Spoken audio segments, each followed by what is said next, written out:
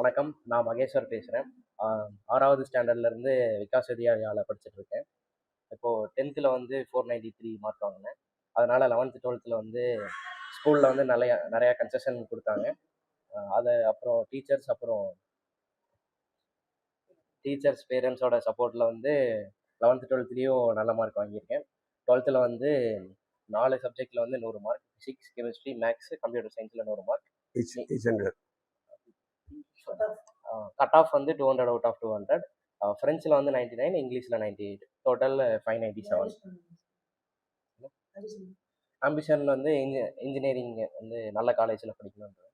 இப்போது JE try பண்ணிட்டுருக்கேன். அடுத்து அப்பா வந்து ஃபேப்ரிக் மேனேஜராக வேலை செய்கிறாங்க. அம்மா வந்து ஹவுஸ் ஒய்ஃப். பேரண்ட்ஸ் வந்து நல்லா சப்போர்ட் பண்ணுவாங்க படிக்கிறதுக்கு.